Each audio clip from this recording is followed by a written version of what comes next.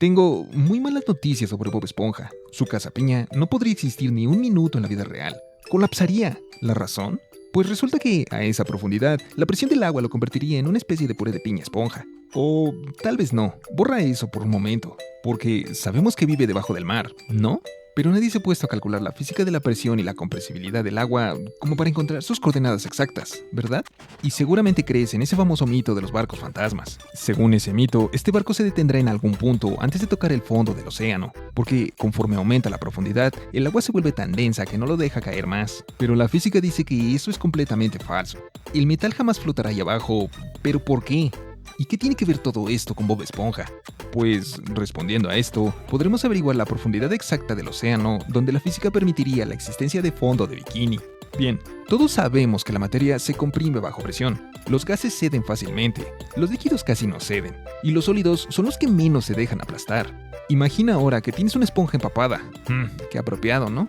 En fin, y la aprietas con toda tu fuerza. Cede un poquito, ¿verdad? Al agua del océano le pasa algo parecido, solo que quien aprieta es el peso de todo el océano de encima. Entonces, si bajo suficiente presión el agua se aprieta tanto que su densidad supera la del metal, un barco hundido debería quedar flotando en algún punto intermedio, ¿no?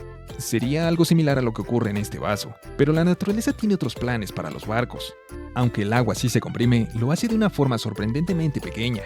Por cada atmósfera extra de presión, su volumen apenas se reduce un pelín, algo así como 0.000045 de su tamaño original. Entonces, ¿cuántas atmósferas de presión serían necesarias para alcanzar la densidad del acero?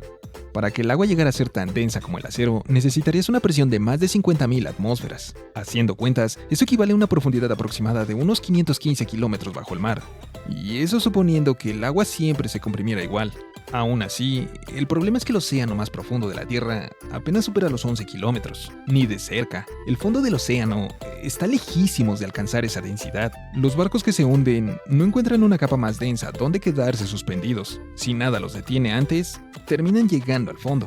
Pero, ¿y entonces, a qué profundidad encontraríamos la piña de Bob Esponja?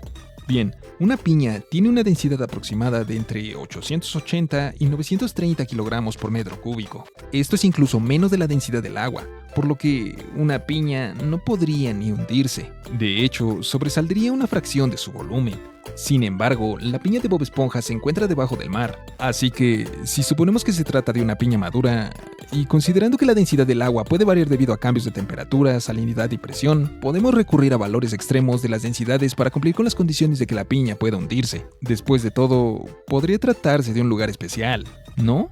Ahora, solo hay que calcular a qué profundidad el agua tendría la misma densidad que la piña. Esto nos da una profundidad más o menos de unos 650 metros aproximadamente, es decir, cerca de 2/3 de kilómetro de profundidad. Además, probablemente no se comprima, de lo contrario, nos la presentarían ligeramente aplastada. Entonces, podemos deducir que la piña y fondo de bikini pueden hallarse a una profundidad no mayor a unos 2/3 de kilómetro. Es decir, que podríamos toparnos con nuestro amigo esponjoso a esta profundidad, probablemente cerca de una zona costera. Ahora cobra sentido esa isla, ¿no? Y es que, más allá de esta profundidad, sería imposible su existencia, ya que la piña no podría continuar hundiéndose. Vaya, después de todo, Bob Esponja no vive tan al fondo.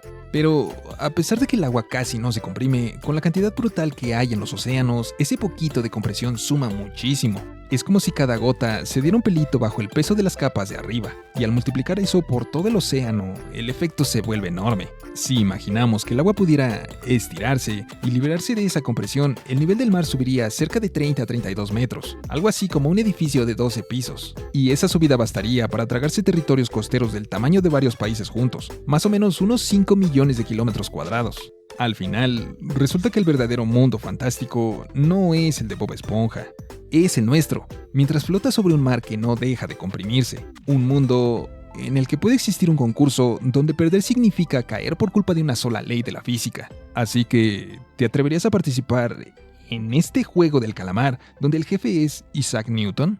Tú decides si entras o no, y si sí, allá nos vemos.